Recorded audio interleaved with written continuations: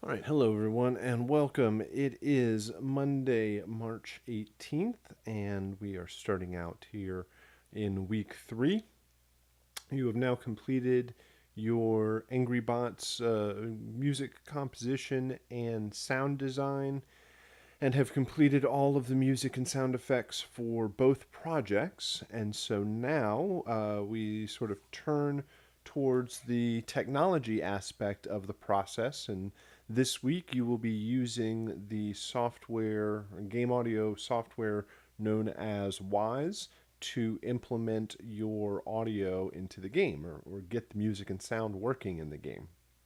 It is an industry standard piece of software that is used in a wide variety of games, and it basically allows you to take the raw WAV files that you now have for both your music and sound effects, and we will be going through the process of how you can take those audio files and set them up in this particular software so that the game can access them and use them to play them back properly while somebody is playing the game.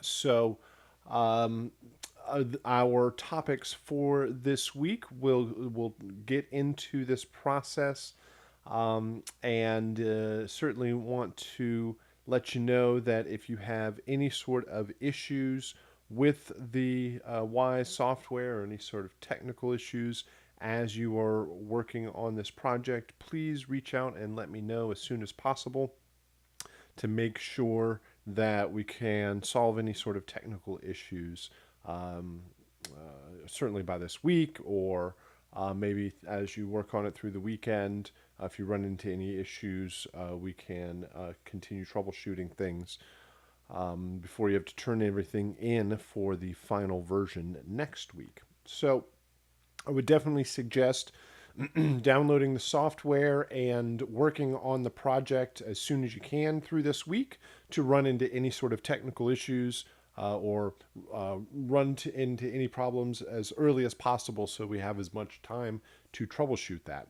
So, excuse me, I want to go through the process of how to actually download the Wise software to make sure that you have access to the right version. We will be going over your Angry Bots compositions, submissions here in just a bit. But before I switch it over to the archive, I want to make sure that you have access to download the correct version that is necessary for the class. Now, I know the archive describes the correct version and how to get access to it, but the website has changed a little bit, so I want to point out a few things to get all of this set up. So, first off, let me go to the correct website here. You are going to download the Wise software, and this is available at audiokinetic.com. Audiokinetic is the company that makes the Wise software, and just to show you real quick why we use this software, there's a page here in community called Powered by Wise, and these are a lot of very popular games that are utilizing the Wise game audio tools. They use all sorts of means to create their games, but it is a very popular, common piece of software that a lot of these companies use to get all of their audio set up in a very kind of detailed and organized manner. But I always like to kind of scroll through this a little bit to show you some of the popular games that are currently being used or currently using this software. So, when you need to go download everything, let me go back to their first front page. When you need to download everything, you can hit this blue Get Wise button and go to Download Wise, and you're going to download the Wise launcher. Click on this and it should start downloading. I guess you have to log in, give them your, create an account with them, but you'll eventually download the Wise launcher. And once I, oops, where am I going?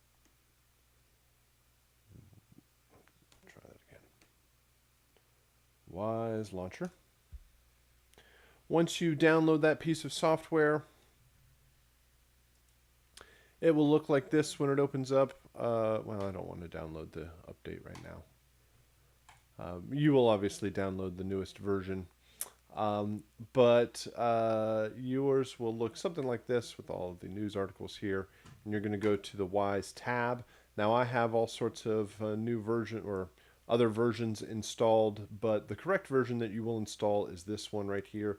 The newest and latest kind of 2016 version, or the last, I guess is a better way of saying it, the last version of 2016 Wise. You can do that by going to all versions down here and switching to 2016.2, and then just use, it really doesn't matter, I don't believe which version of 2016, I think it just has to be 2016, and this is the last version of it.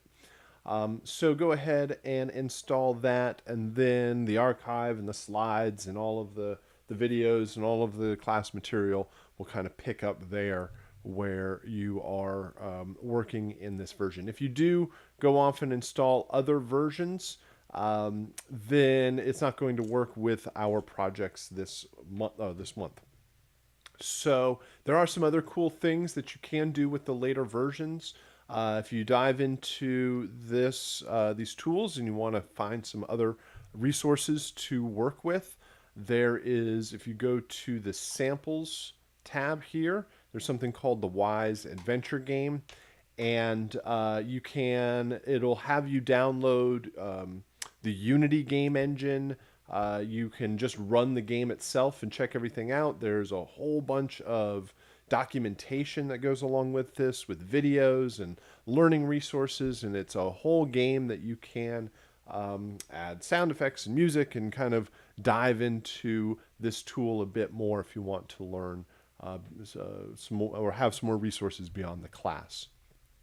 If you're interested in the Unreal game engine, and these are all tools that we will discuss this week, there is something called the Wise Audio Lab, which will run in the Unreal engine and give you some other resources to work with. So, but overall, you will need to go to the Wise tab here, go to all, make sure you're switched to the 2016 version, and go ahead and install that. And if you want to get particular, it's 2016.2.6.6153. So that is how you will get access to the software that you need for this week. There are a lot of materials that dive into how to set up everything with your 2D platformer project and Angry Bots using Wise. And by the end of this week, you will have your 2 games working with your custom music and sound effects in them. And more than likely, when you get your first round of sounds in there, you will realize that there's some changes that need to happen.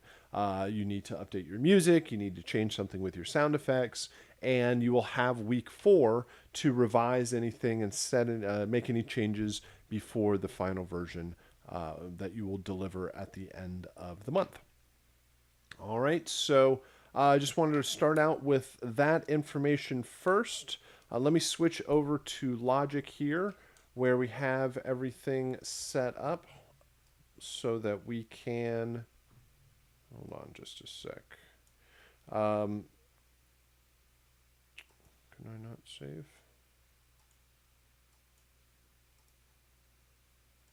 Hold on, I just want to turn off my microphone on Logic here so I don't see the meters bouncing up and down. All right, so we have 2 submissions here.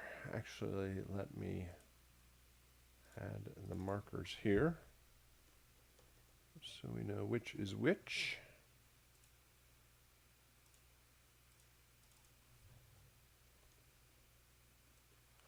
All right, so we have 2 student submissions from the feedback and peer review assignment on FSO. And we have 2 separate submissions to discuss. As you can see, everything is vertically laid out here. Actually, let me just give myself a little bit more room between these. Probably really don't need to move this marker, but there we go. get it all lined up there. All right, so this is the submission for the Angry Bots composition, which we were working on last week. As you might have experienced, there's a reason why this is the second composition of the month. It is a bit more of a challenge overall to get everything working and prepared for the game project. This composition, the focus here, well, first off, this composition is a vertical composition, which means all of the tracks are stacked on top of each other, and then the game will have the ability to bring up and down the volume of these different layers whenever they are needed. We are compositionally, we're focused on the idea of, or the difference between ambient and action in the soundtrack and in the gameplay. The challenge of the music soundtrack for the game is the fact that for the most part, you're wandering around exploring through the level, and then there are very quick periods of action where the music will play during the time when the player is battling one of the robots. And there are 3 different types of robots in the game, and so there are 3 different action cues. The challenge here is the fact that any 1, 2, 3, or all 4 of these cues can be playing in any combination, and the ambient cue will always be there. So we have to create a composition where any one of these layers on its own makes sense, but when combined with it's a little bit of a challenge to get all 4 of these playing at the same time, or getting 3 of the robots on the screen at the same time, but you have to account for that possibility. And to make this vertical composition work, we have all of the cues start at the same time. They end at the same time. They compositionally, they should be the same tempo. They should be in the same time signature.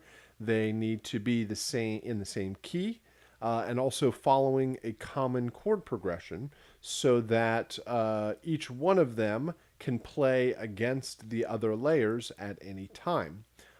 Each one of these cues needs to have its own unique instrumentation. Watch out for any doubled instrumentation or any repeated instrumentation.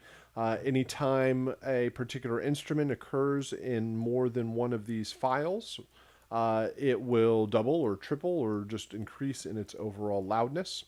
So that means each cue needs to have instrumentation that represents that particular robot that's coming out to attack. So common elements, if everything, there's so many elements that are similar, the key that it's in, the chord progression, the tempo, the time signature, then the elements that are going to be unique are the instrumentation for each particular cue, and then the thematic lines and the rhythmic elements that you're introducing. So again, one of the biggest focuses in the composition is the difference between ambient and action. So you can have either a little bit or a lot of information in the ambient cue, just as long as whatever comes with the action cues is that much bigger and louder and stronger. You need to have a lot of power added in, a lot of tension added in with the action cues, and it really needs to feel like these robots are coming out to attack and bent on your destruction. So we need to have a pretty strong change in dynamics, where the action cues need to bring in that energy level, that intensity that is required with the gameplay. So unique thematic instrumentation, kind of thematic lines that represent each one of the particular robots that's coming out to attack. You need to watch out for the mix. Actually, I'm going to probably bring this up here so we can see the meters, or at least the readouts there. We want to make sure that when the sum of these 4 parts plays together, that it doesn't completely overload the master. Just looking at them visually, they look like they're set up ready to go. Starting at the same time, ending at the same time, should be able to loop together. Level-wise, we'll see when we mix all 4 of them together if they overload the master.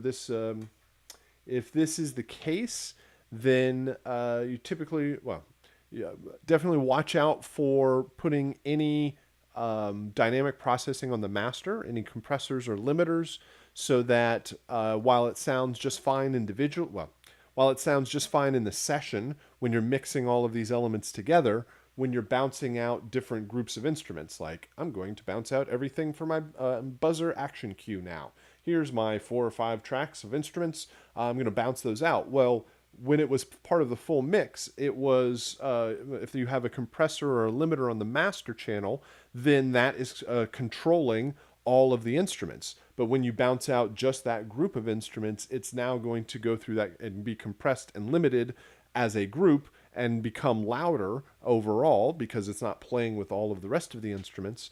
And you bounce it out and you recombine it together, and now it's much, much louder than the original. So watch out for putting any sort of compression or limiting on the master channel. Do it all on subgroups.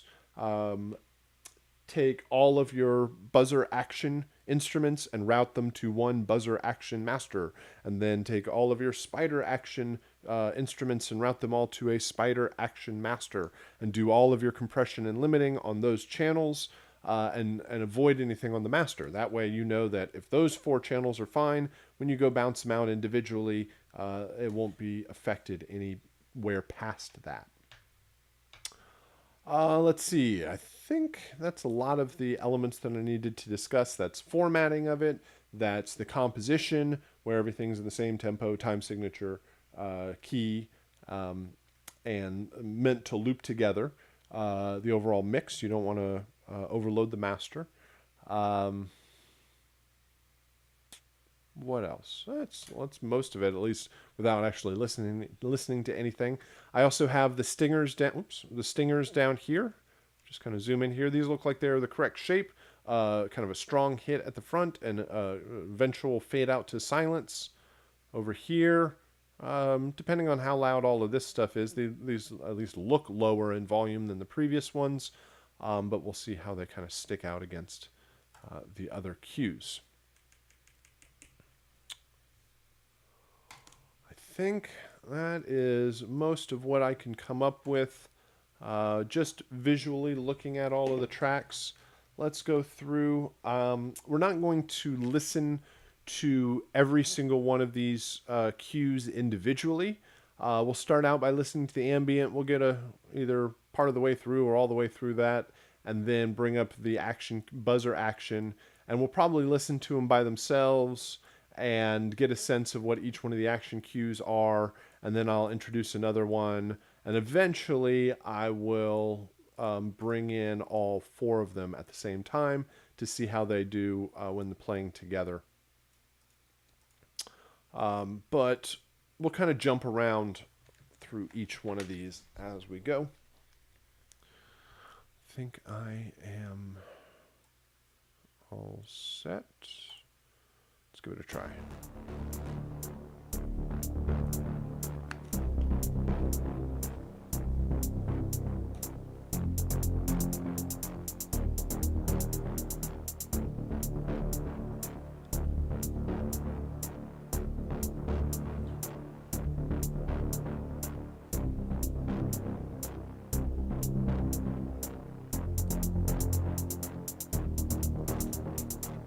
All right. So we've got this arpeggiated bass line and a hi-hat. You hear the progression moving, or changing over time. You get a sense of the pacing of everything from the hi-hat and the kind of the delay and arpeggiated line. The only thing I would say is that by this point, the instrumentation is pretty static. So introduce something that comes in and out over time, and it creates some variation through that particular cue. Here's the buzzer action cue. All right, here it is all by itself.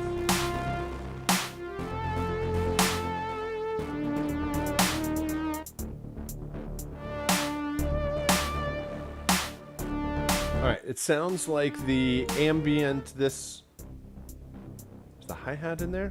Like the bass line, or that synth is also in the buzzer cue.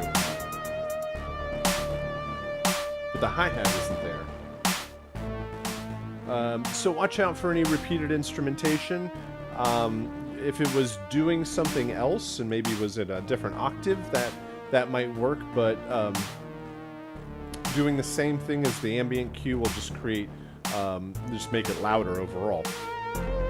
Alright, so the snare definitely helps in creating a little bit more activity.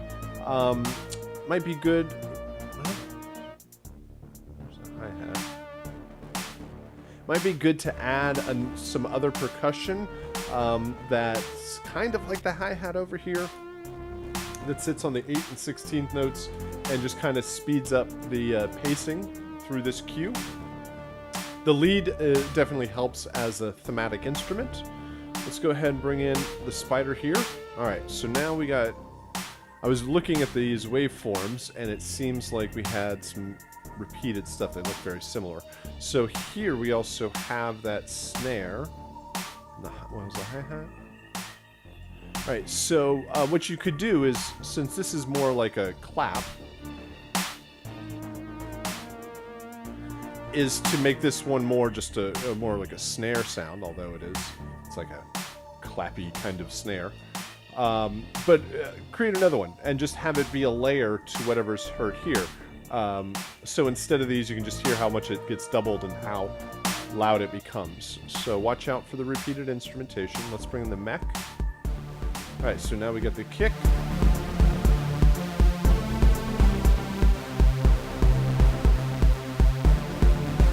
Alright, so the mech is unique. I don't think there's anything in here. Wait. Except for that bass line. Nope, that bass line's in here also.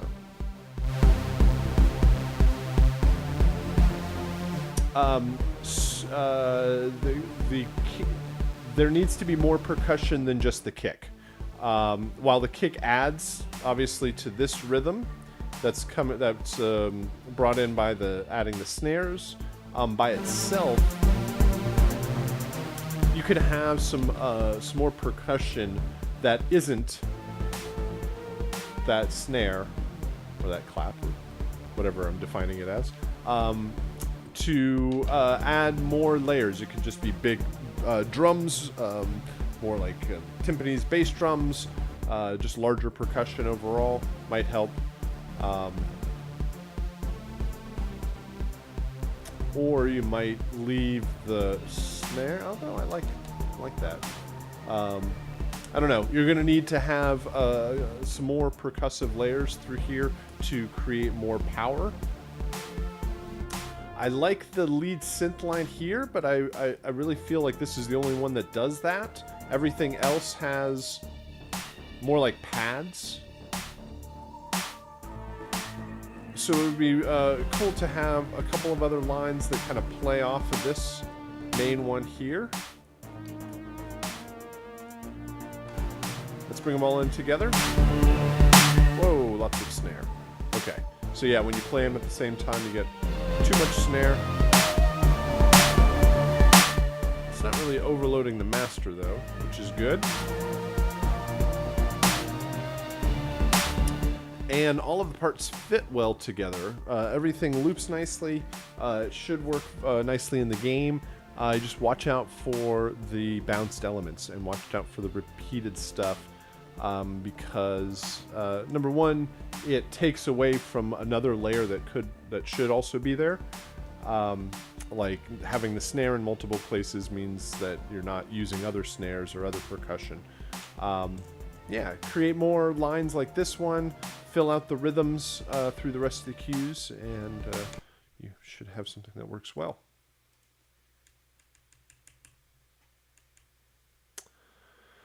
Let's do three stingers.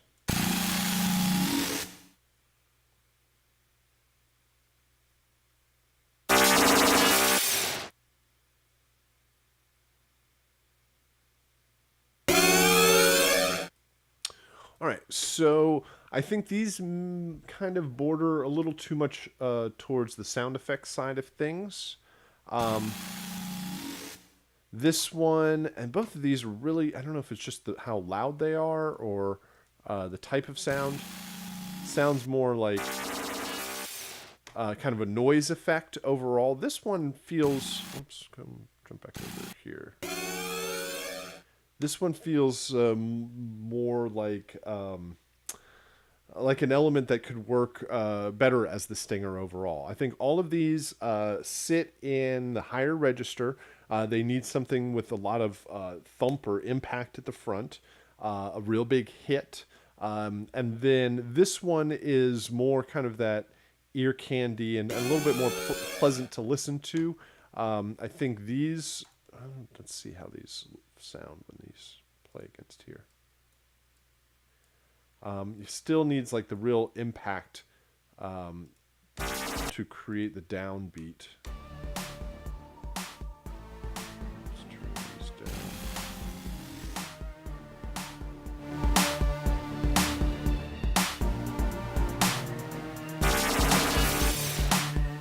Yeah, I would say create an impact will help create that sort of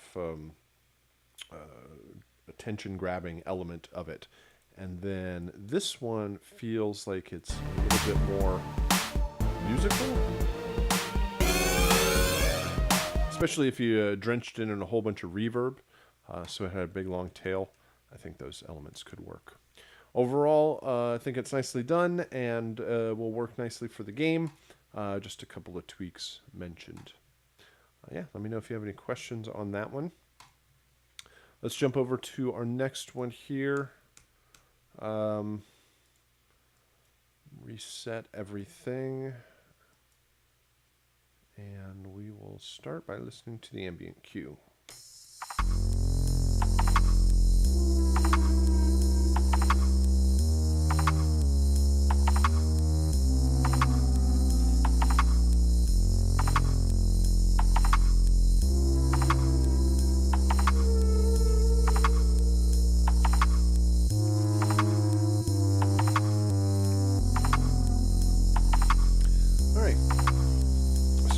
Kind of this low bass, some interesting kind of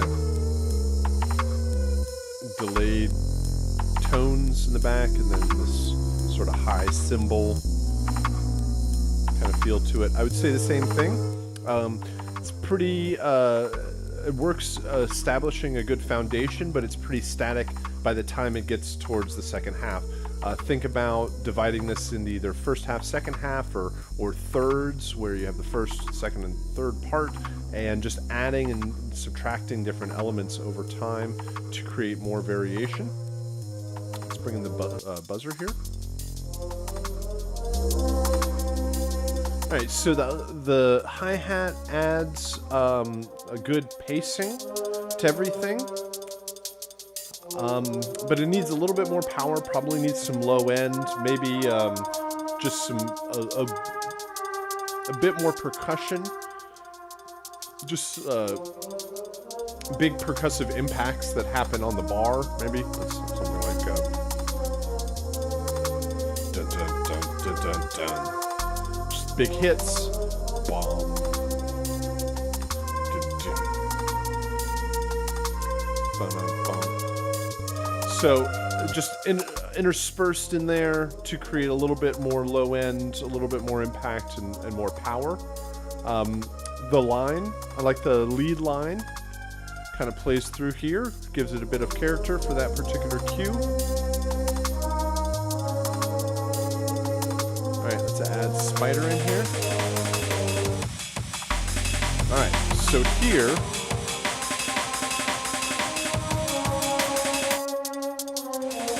okay, watch out for, I like the breakthrough here. Definitely adds more power, but that then compared against this makes this one sound a lot less powerful. Then watch out for that repeated lead line because it's going to get doubled up as they play together.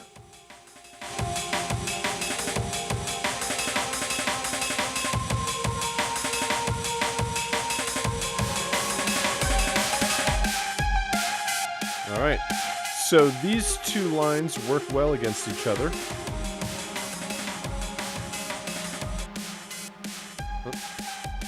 I don't think there's anything repeated between these two, which is good.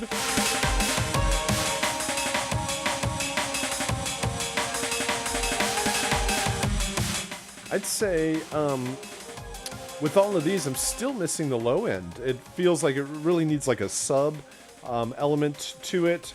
And that might be hard to add in every single one of them, or else it'll stack up and get to sound muddy. But if you worked on octaves and you did one has the sub bass and then one has an octave layer of a bass and with a little bit more movement to it, I think those elements could work. But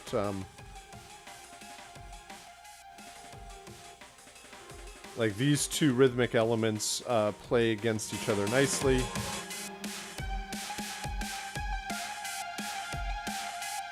It has its own lead element. Bring back the ambient, I guess that helps. Okay, so the ambient then really has the low end in it.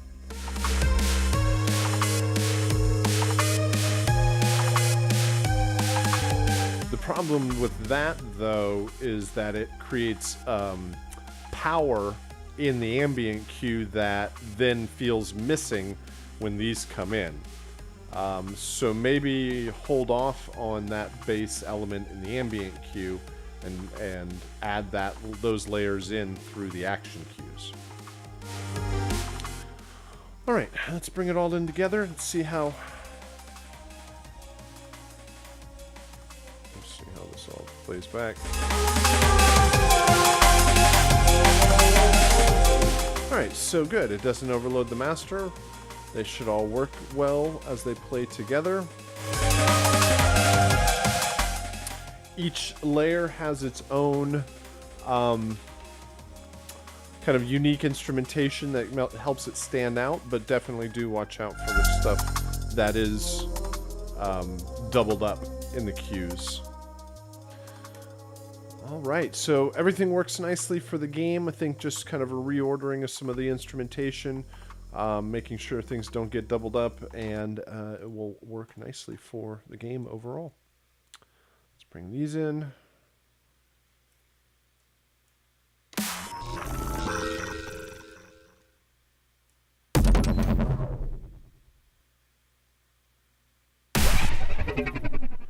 All right, so I think those should work. I think especially they would work for something like the spider because it's so focused on what the kind of snare is doing here. Let's just throw this in here, see what happens.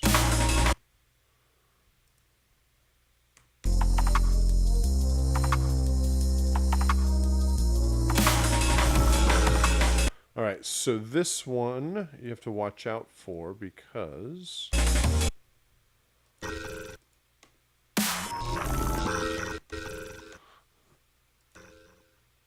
it makes it feel like it's off. Let's play this one.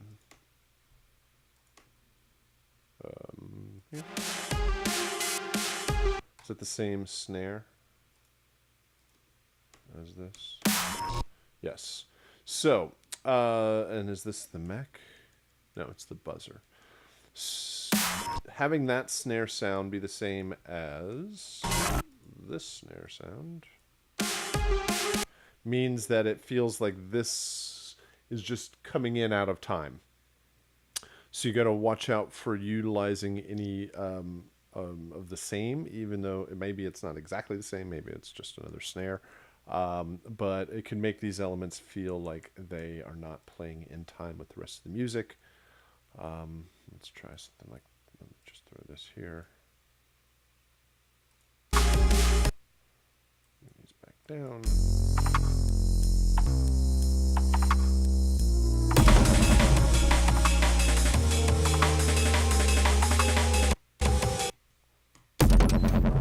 Yeah, anything that's even rhythmic like that could kind of clash rhythmically against the rest of the instrument. I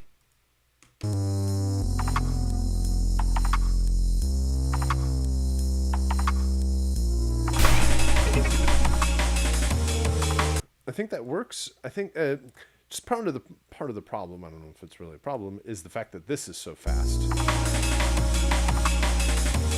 as it should be for the style of music, but it makes other things that are even slightly rhythmic kind of really feel jumbled. If it came in against the mech, right, if we did this, it probably wouldn't feel so bad.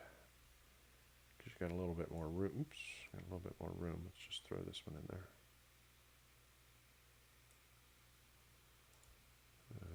Mech.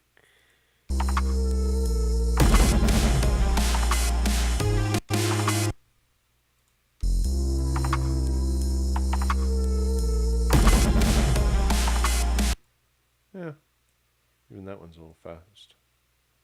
Or it's just like there's not enough room.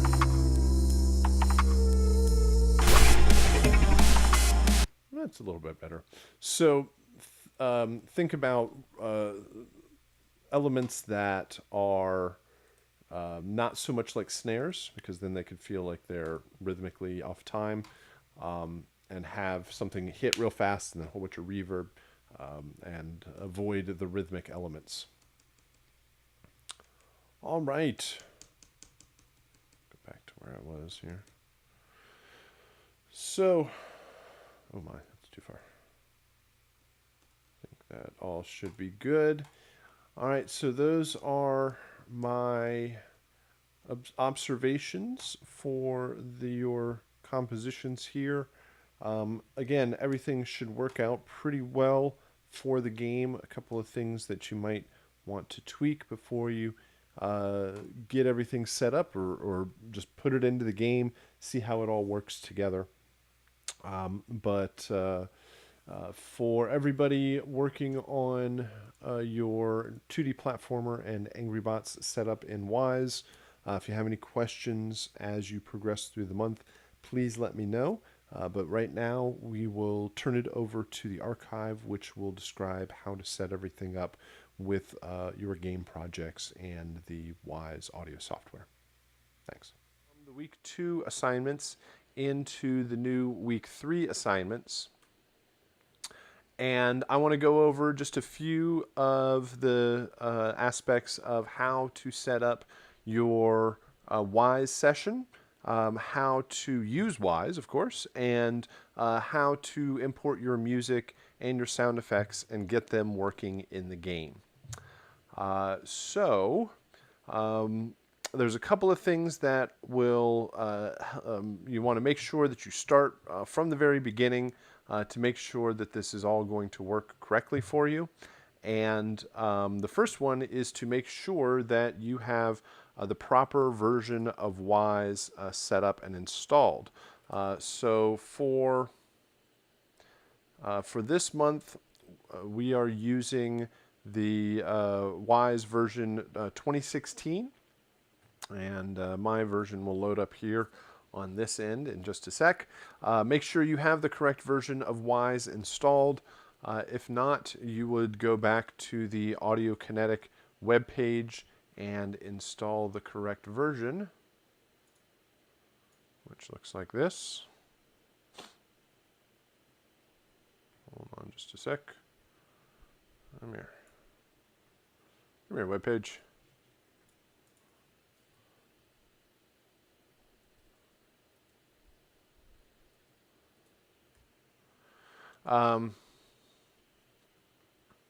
You would go to Audio Kinetic's web page and download Wise over here. This is going to download the Wise launcher, which looks like this, the Wise launcher. And in here, you want to make sure that you've gone to Wise. I'll do this later. You go to Wise, and you want to make sure that the version's installed. One of them says 2016 on it. If not, then you can do install new versions, and make sure you have a 2016 version installed.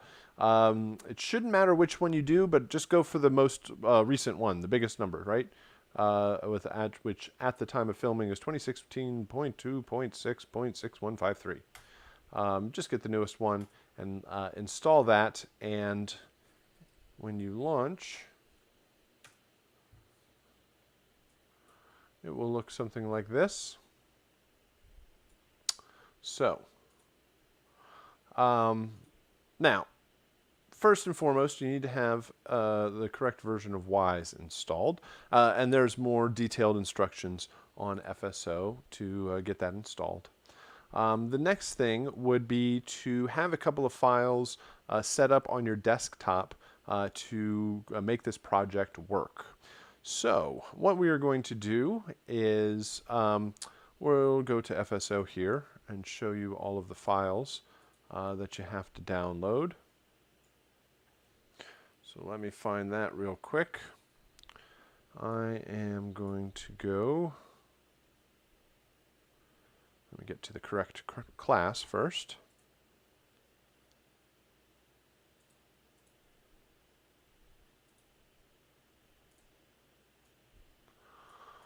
All right, so here we are in week 3. You should download everything, go through and watch the Wise overview video that is an overview of Wise. It leads you through windows and menus and the overall structure of your files. And you'll download also the 2D Platformer Wise setup and AngryBots Wise setup. We'll be talking about that next week, or not next week, on our next session, and our chiptune composition, which I'll also talk about today. So let's start out here with our 2D Platformer Wise setup. In here, there's a video that will recreate a lot of what I'm saying here. So there's a bit more detailed information there. And there's also all of the downloads for the assignment. There's a PDF that also follows along step by step with all of this process. You can download the video from above, but make sure you download this 2D Platformer Wise zip file. This is the session that we will be using. So make sure you have a copy of that downloaded. You're also going to need a copy of the game, which you should already have downloaded. But if you need to find, again, a copy of the game, you can go back to week 1, where we started 2D Platformer. Go to the game composition assignment and re-download this zip file. That's where the copy of the game is. So let's go ahead and set up a couple of things that we need to. The first thing I'm going to do is just create a folder. I'm going to do this all on my desktop, and I recommend that you do the same while you are working on the project so that all of the files are easily accessible. I'm going to name this 2D Platformer. And in this folder, I'm going to take that zip file that we just downloaded from FSO. I'm going to unzip it. I don't need the zip file after that. So I'll just take that folder. This is the Wise project that is provided. This is what we're going to use with all of the files that we need. So we'll just start with a copy of that. Then we're going to get a copy of the game, as I mentioned before. Go into your downloaded version of the game application and make sure that these two files are next to each other. This is extremely important to make sure that this works properly.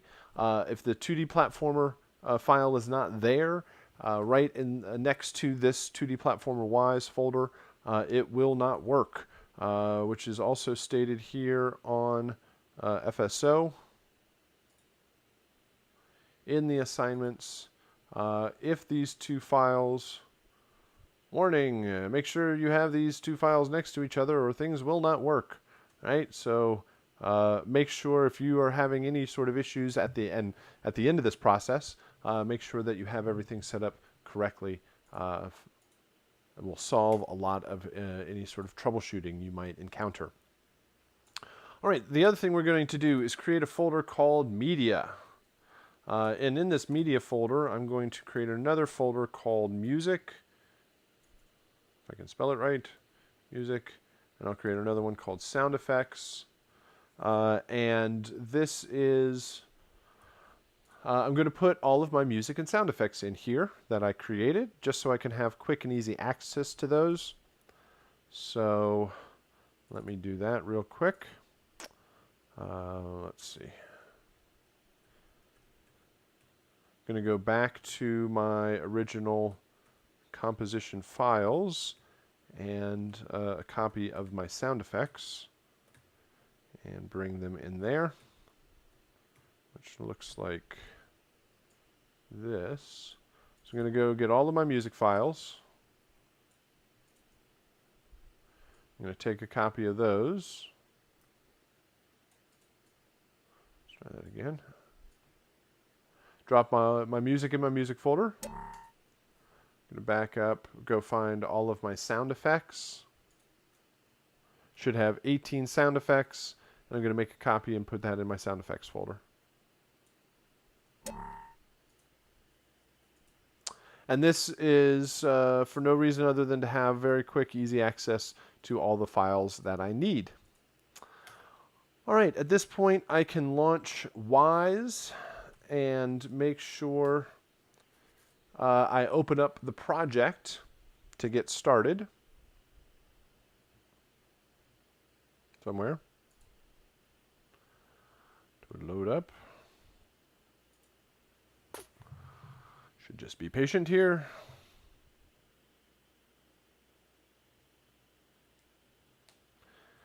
And we are going to navigate to the project that we need. You probably don't have this project right here. Your recent projects is probably blank. And we just need to hit Open Other and then navigate to that project, which is on your desktop. It's called 2D Platformer. You're going to go to 2D Platformer Wise.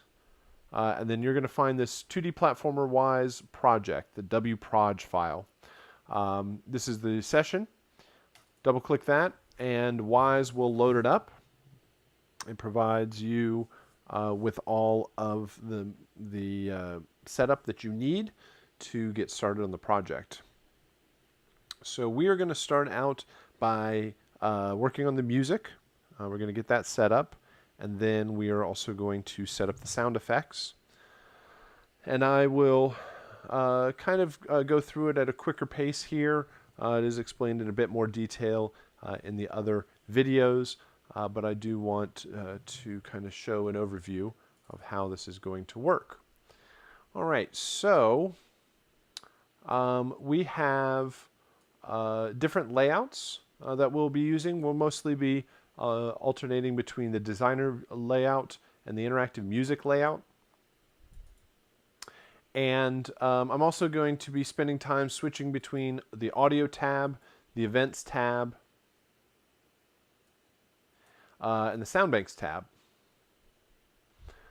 So audio is where all of my audio is going to go. I'm going to import all of my WAV files here. I'm going to set them up and make them work appropriately for the game.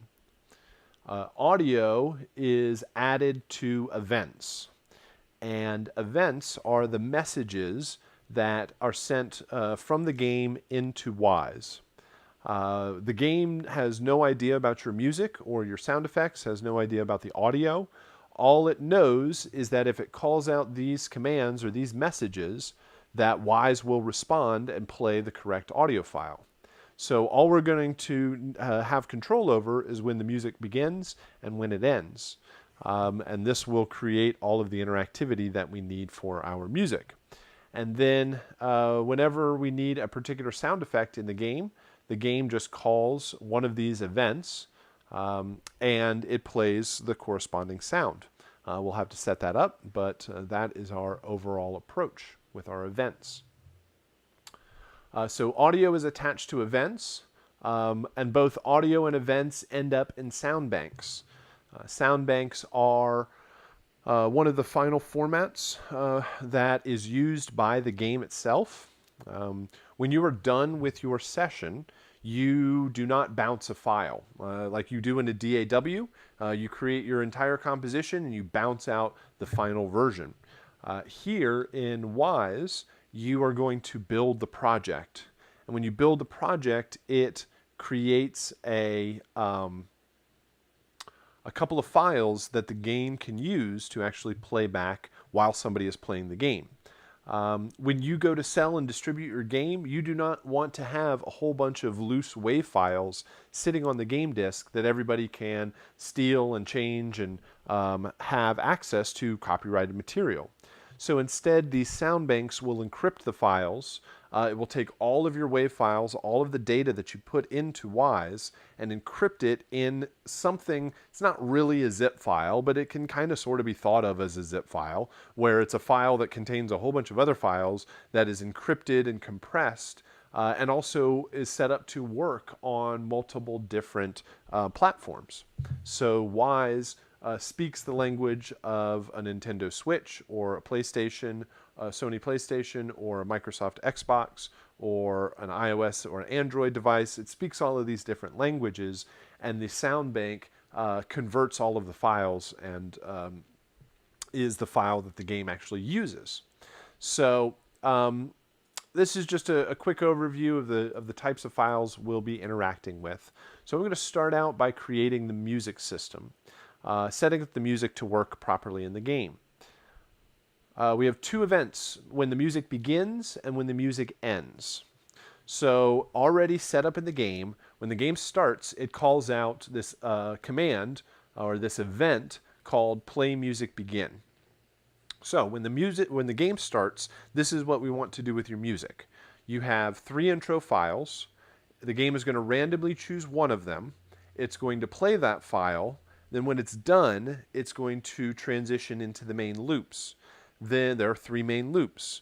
It is going to randomly choose a main loop file and play it all the way through until it's done.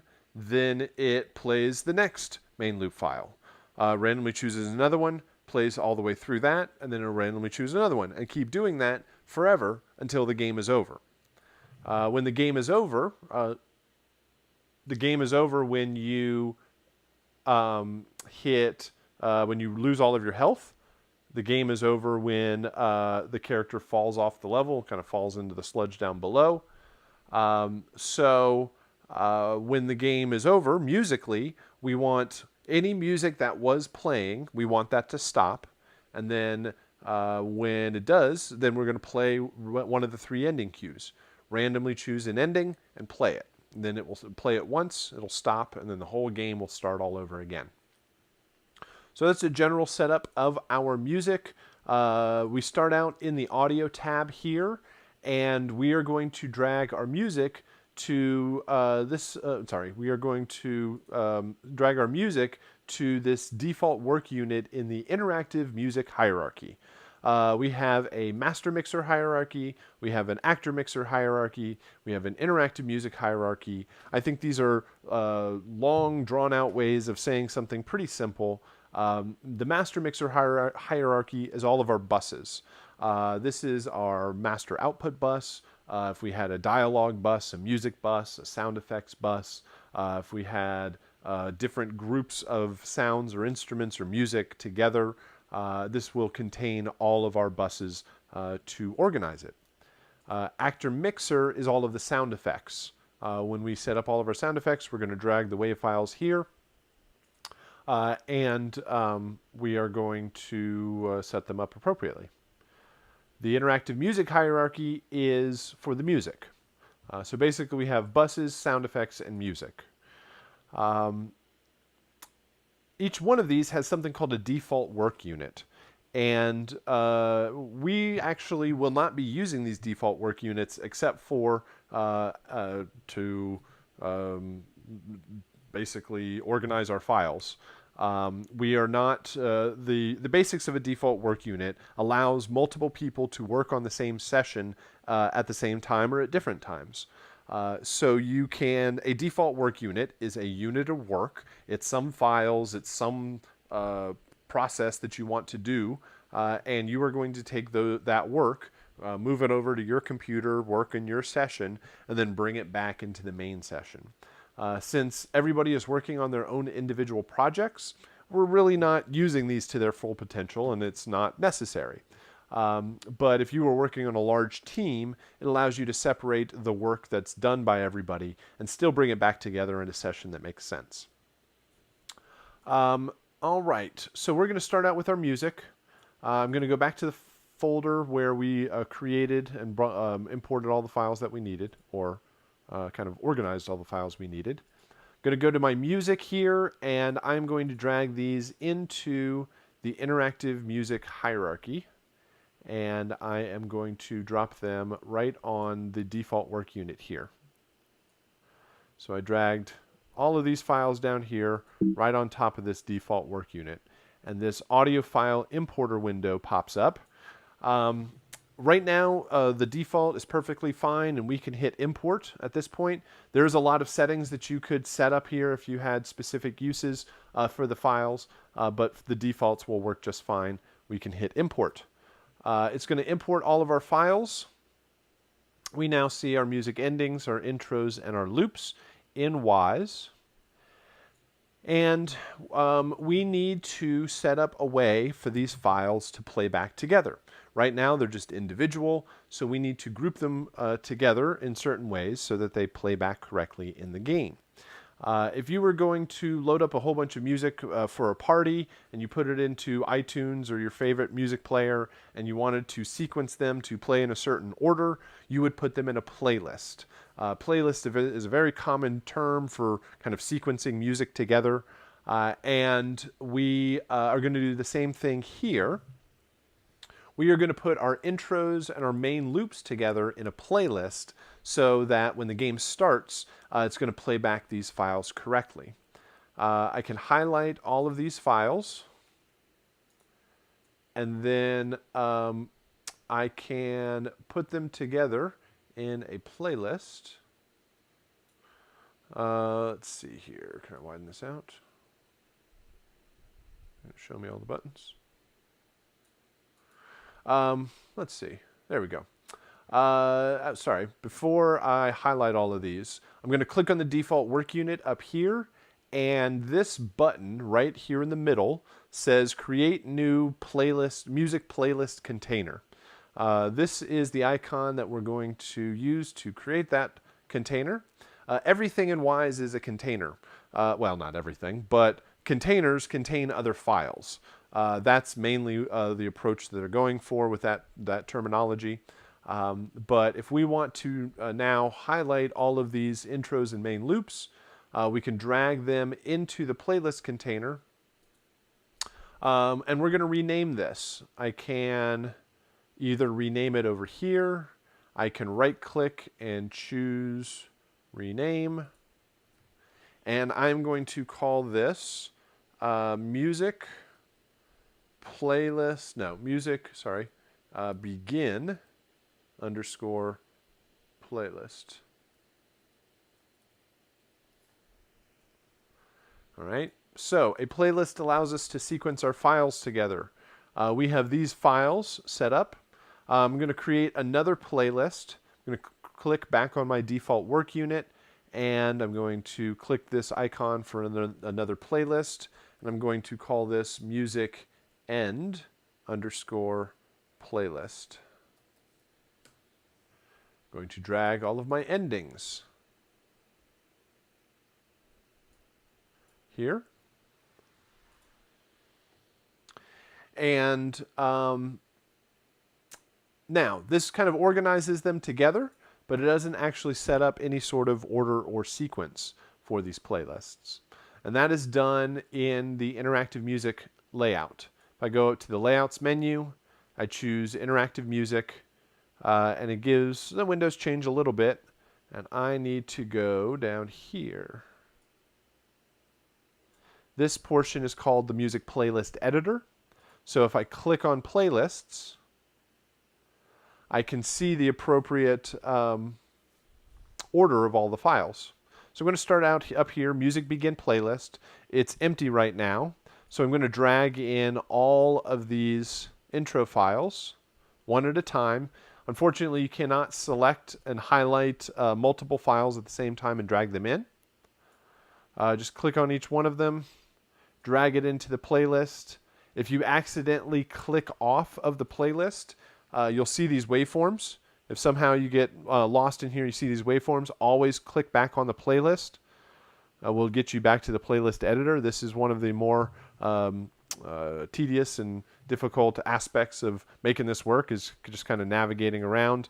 Make sure you always select back to the playlist, and you can have your 3 intros and your main loops playing here. All right. Now, this playlist says sequence continuous. That means it's going to play these in a sequence continuously. It's going to start at intro 1, and then it's going to play intro 2, then intro 3, then main loop 1, 2, and 3, which is not at all what we want to do. So let's start here.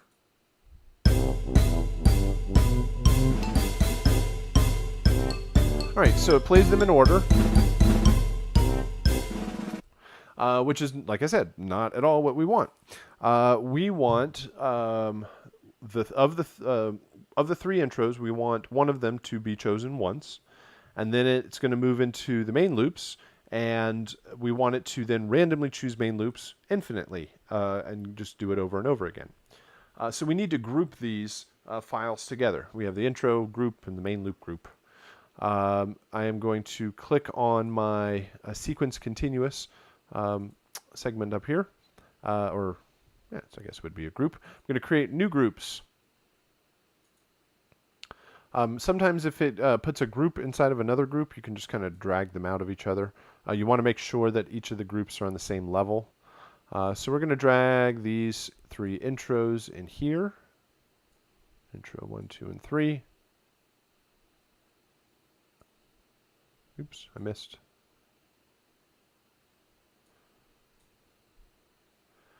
All right, there's intro 1, 2, and 3. Then we're going to go main loop 1, 2, and 3.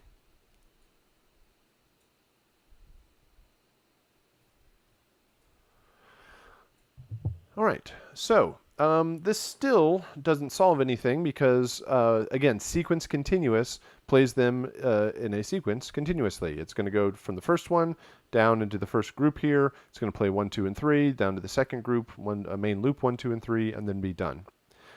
So we have a couple of different options here. We have sequence continuous, sequence step, random continuous, and random step. So we have sequence, the words sequence and random, and continuous and step. Sequence means it plays them in order. Random means it plays them in a random order. Continuous means that when the first one is done, it'll play the next one. Step means that you have to hit play each time, or you have to trigger the event each time for it to move forward. It will randomly set something up or play it in sequence, but it has to be poked each time to make it work. So in this case, the top layer needs to be sequence continuous, because once it goes from this, we want it to go down to here. But when it goes into the intro group, we want it to randomly choose it, but we only want that to happen once. So we're going to choose that to random step. So it's going to randomly fire one of these off and play it one time, and then it's going to go down to the next one. This one we're also going to set to random step. So it's going to come down to this one, play, randomly choose one of them, and only play it one time though, which is not what we want for the main loops, because we want that to go on infinitely. So there's this other column over here called loop count. It says how many times do you want it to do that thing. And for the main loops, you want it to do it infinitely.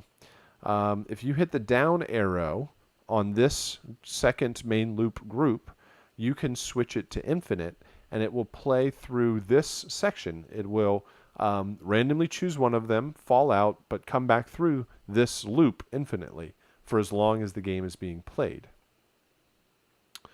So let's try this out. If I click this main music begin playlist and hit play, it's going to randomly choose an intro, but only do that once, and then jump down into the main loops and hopefully do this infinitely.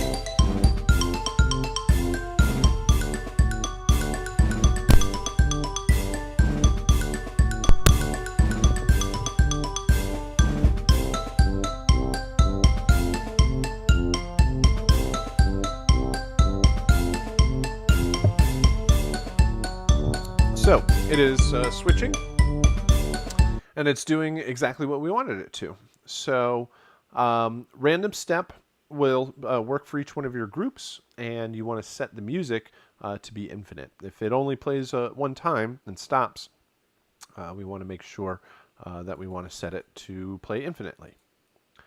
All right. So this is how this playlist should work. Let's go to our music end playlist. This is going to be really simple. We're just going to drag all three of our endings in here and set it to random step so that it just does this once. Randomly chooses an ending, plays it, and then it's over. The game will start over again, and all of the music will start again. All right, so this is how the audio is set up, but this doesn't set up the events. Once we have the WAV files controlling as we want them, I'm just going to go to Project here. I'm going to do Project Save. We should have probably done that a while ago, but Save. Also notice that it's not Command S, it is Control S to save properly in 2D platformer. For reasons that the application kind of thinks it's a Windows application, but it's just wrapped and running on Mac. So I just typically just go hit File Save to be sure.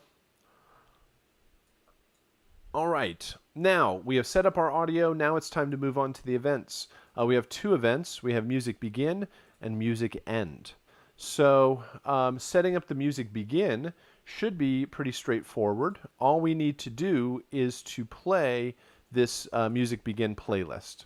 So let me take a step back here. Events have actions. There's anytime you click on one of these events over here, you're going to get access to these double arrows, and you have different actions like play, break, which will allow you to kind of pause and move on to the next thing.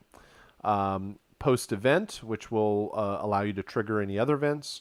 You can stop, you can pause, you can mute, you can change a bus volume, you can change an individual audio file's voice volume, you can change the voice pitch, you can add a low pass filter, a high pass filter, you can change mix states, you can turn on and off switches, change game parameters. There's a lot of different things that you can do from these events. Remember, these are the messages that are sent from the game. The game knows nothing about your audio file. It just calls out these different events, and Wise takes care of the rest. So this music begin playlist, we want to play something, and then we hit browse. When you hit browse, it may look like this, it maybe looks like this, and it's kind of grayed out, doesn't look like there's anything to choose. But if you go to the, let's see here, where is it hidden?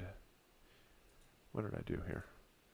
I do play, browse, I go to the actor mixer hierarchy, and, oh sorry, the interactive music hierarchy. I'm in my music. And I want to play this music begin playlist. Once I hit OK, well actually, you want to play the music begin playlist. You do not want to play any of the individual files, or it'll just play that one file. You set up all the interactivity in the playlist, so make sure you trigger that. At this point, if I hit play, it will play that event. Notice it says play music begin down here in the transport, so you know which event you're playing, and it starts playing that playlist. And it gets to the part where it randomizes, and it will do that infinitely. So next is the end playlist, the end event. The first thing we want to do is we want to stop the music begin playlist. Anything that was playing, no matter where you were, when the game is over, you're going to turn it off. So we have the play event. We also have a stop event. we want to stop just this one file. We don't want to stop everything. You could stop all of the audio in the game if you wanted to. Probably wouldn't be a very good idea right now. But we hit stop, and we want to stop that music begin playlist. That will cut off the previous music. Now we want to play, and we'll hit browse again, and we want to play the ending. Oops, let me try that again. Hit browse. We want to play the ending cue. All right, so when the game is over, it's going to call out play music end. That's going to stop the music that was playing and play just one of the random files in the end playlist. All right. So that should set up our music. Let's hit play. Let's hit begin. Let's go over to the ending. And it should stop, end there, and be done. All right. So I'm going to go back to Project Save. Now that I have my music set up, I am going to go back to the Audio tab, and now I'm going to tackle the sound effects. These should be pretty straightforward. Most of it is just you have the events. Again, the events are really important. It tells you all of the files or all of the messages that the game can speak, all of the messages that it can send you, and you basically need to respond with audio. And you'll see these match the sound effects. Bomb boom, bomb fuse, bomb pickup, bomb set down, enemy death, gunshot, health pickup, jump, ouch, and taunt. So we need to set up these events. We need to start over in the audio tab. We are going to work on the actor mixer hierarchy now on this default work unit. This is for the sound effects. I'm going to go back over to my sound effects over here. And I'm just going to highlight all of my WAV files. Again, this is why we kind of organized it all together so you have quick access. Highlight all of my WAV files and drag them into my actor mixer hierarchy.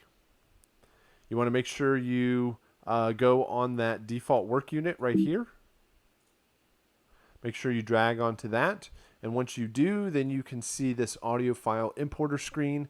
Again, all of the files should be just fine, so we're going to hit import. I'll just go to Project Save. And now I have all of my WAV files. They'll start out blue. Blue audio files mean that they have not been converted yet into the format that is necessary for the game. This will happen when you build the sound bank. One of the things the sound bank does is compresses all the files, convert them, change them into any formats that are necessary. But for the time being, it should work just fine that they are blue, but it throws some people off when they see the different color there.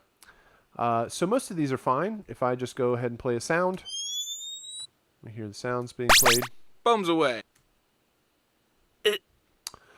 So one thing we need to do are for these files that have multiple different versions. Enemy death 1, 2, and 3. Jump 1, 2, and 3. Ouch 1, 2, and 3. And taunt 1, 2, and 3. We want them in a single event, or each one of them has their own kind of single event. We don't want the 3 files to be played at the same time, so we want to randomize them. So I'm going to click on this default work unit again. And up here, this icon that looks like all the little dots at the top, this is called a random container. And a random container allows you to randomize files. Anytime it asks, it's just going to randomly feed it a file. So we're going to create a couple of these, and I'm going to name them SFX enemy death. Probably don't need to capitalize everything. Then I'm going to create another one. Each time I'm going to click on the default work unit. I'm going to click this icon here to create another random container. And I'll just create a couple of them, so I don't have to keep going back.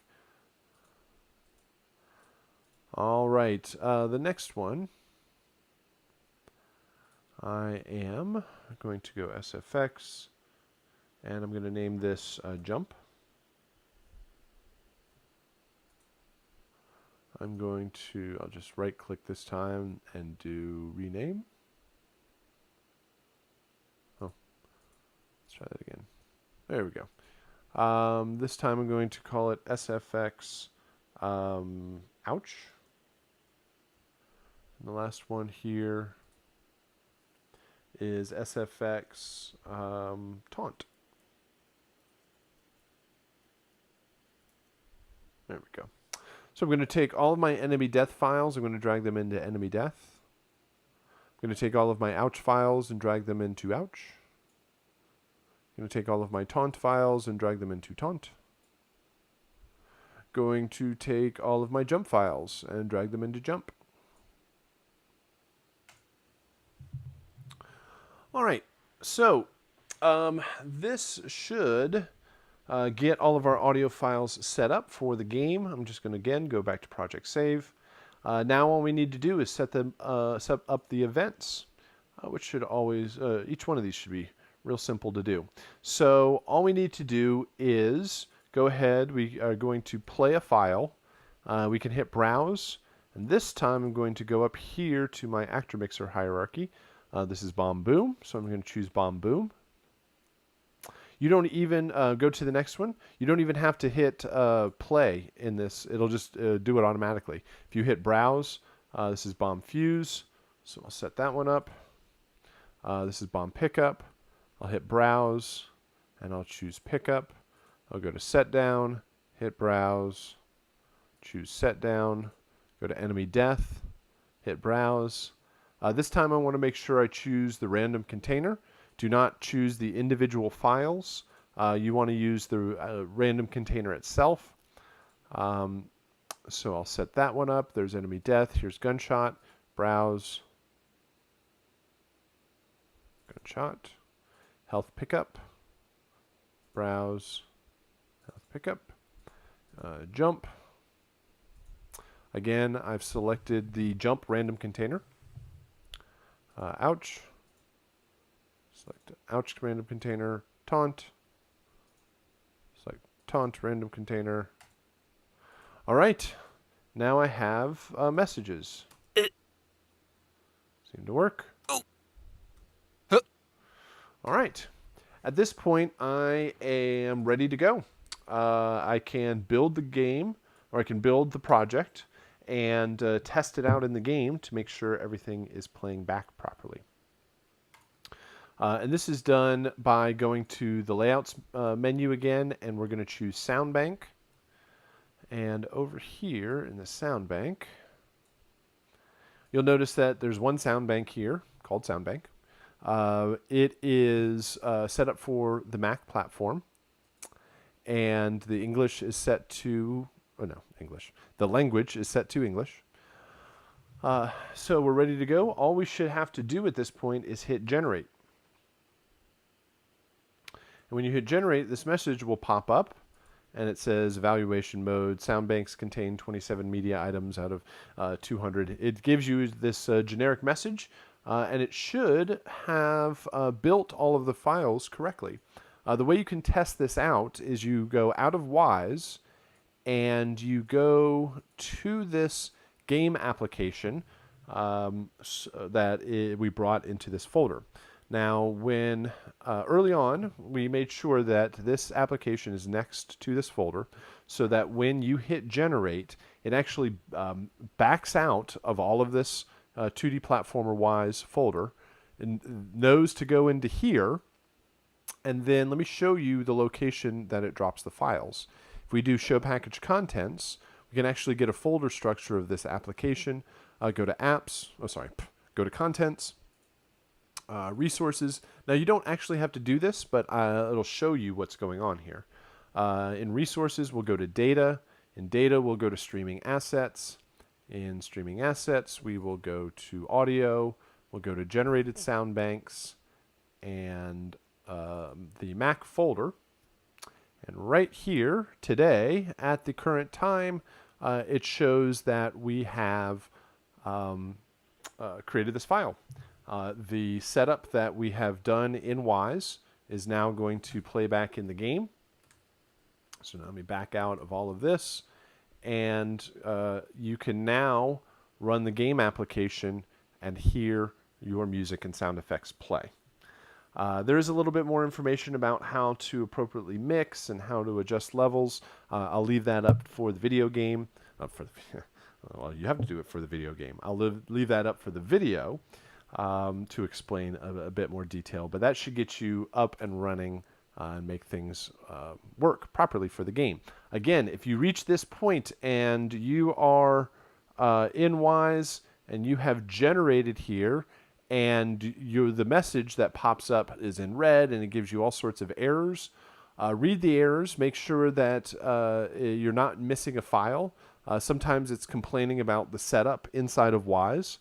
Or other times, if you go try to play the music and you don't hear anything, it would be the fact that this 2D platformer application and the 2D platformer Wise folders were not next to each other when you built. So double check that. Or if you have any other issues, please get into contact with us and your instructor can help you out. So what else? Let me go back to here. That's the overall approach for 2D platformer. And on Thursday, we'll talk a bit more on Angry Bots. I'll point out a few more interesting approaches for how Angry Bots will be set up in Wise. Please work on these projects throughout the week so that we can answer any questions before the weekend. Don't leave it to Sunday night in case any sort of issues come about. And the last project I want to discuss here is your chiptune composition. It's not entirely Wise. We do have a composition this week. We will listen in peer review next week for anybody that submits. But this is a composition in the style of the original Nintendo platform. It is a traditional linear composition. It doesn't have to loop. It's not interactive in any sort of way. The composition itself is 1 minute to 2 minutes long. And I'm most interested that you are following the restrictions of the original Nintendo system to kind of get a sense of what composition was like back in these earlier systems overall. And so with this project, I was a bit hesitant at first when we started this, thinking that it would end in less than optimal compositions, less than listenable music because of the limitations of the sounds. The sounds don't really sound all that great or aren't as interesting or complex compared to modern synths and DAWs. But what I ended up finding is that most people end up having your focus on the composition a whole lot more, and you're not hiding behind kind of the production and the sounds and things like arpeggiators and drum machines that will do it all for you. And so this there's a strong focus on the composition and the development of the music. So again, there is about 1 minute long composition. When you download the project, you get a session that a Logic session that provides all of the sounds that you are going to be using for this composition, for this project. So some of the main restrictions are, number one, you have to use the sounds that are provided with the project.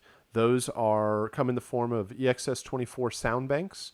If you click on any one of these tracks, they are all equipped with EXS24, and you have a couple of presets that were sampled directly from the original Nintendo and Famicom systems.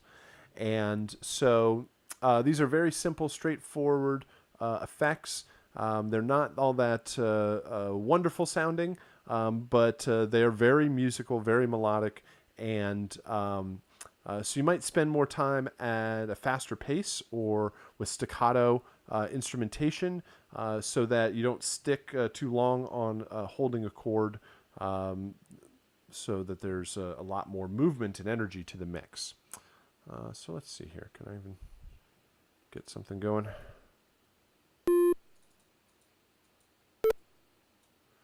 So, provided are a couple of chiptune sound banks. Let's see here, like drums and basic tones and synths.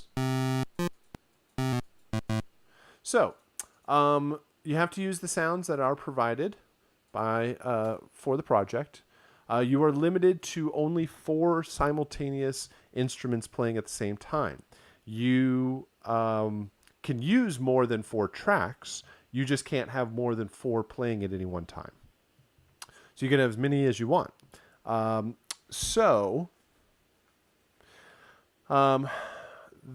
Four. That means one of them has to be a drums, one of them has to be melody. You need drums and melody at some point in the composition.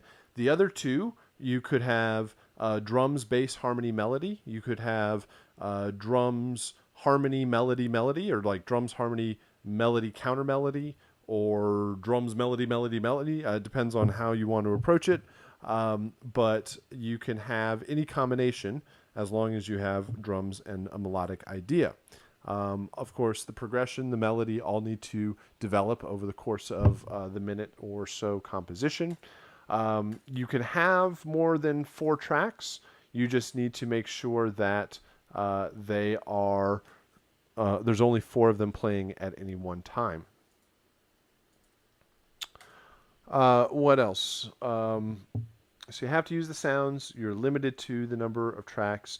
You have to have drums. You have to have melody. Oh, the melody has to change at some point. In order to do that, you're probably best to duplicate a track. And let's see, track.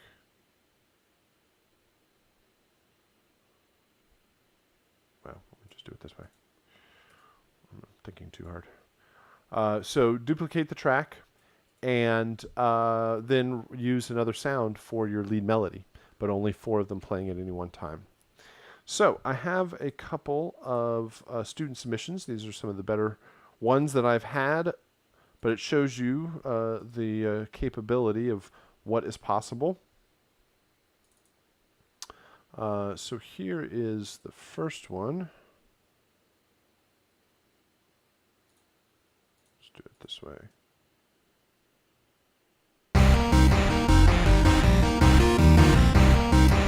Hold on, I want to make sure I have a volume control. One moment. All right, so this one really shows why faster, more staccato movements and a faster pace overall works very well to maintain energy from the cues or maintain energy through the piece.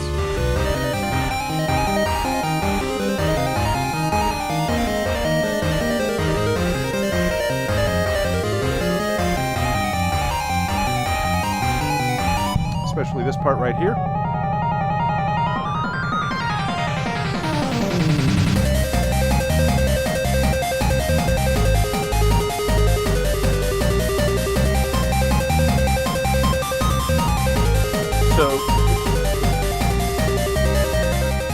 So faster arpeggiated parts, like arpeggios moving through the chord changes, work well to outline and give a lot of material to pull from.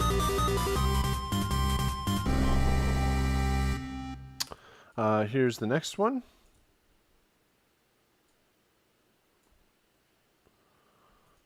Let's see, let's try this.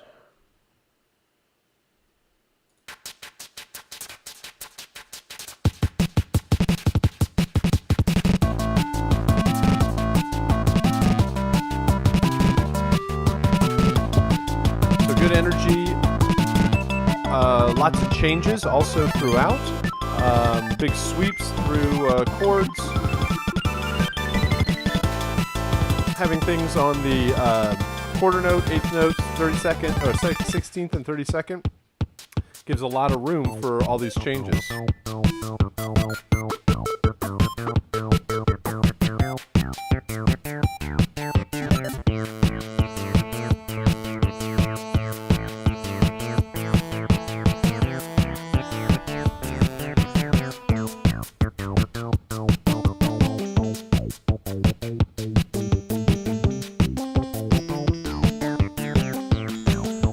And each one of these is only 4 tracks playing at any one time.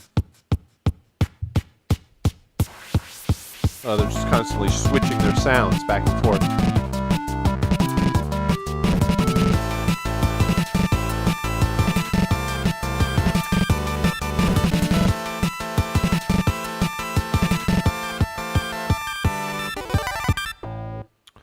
All right, and one more.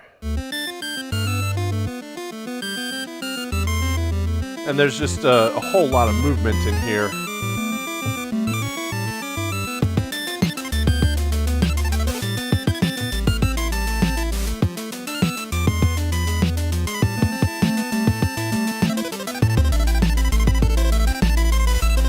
Again, these are kind of really classic chiptune approaches where you're repeating the notes or doing quick sweeps through arpeggios.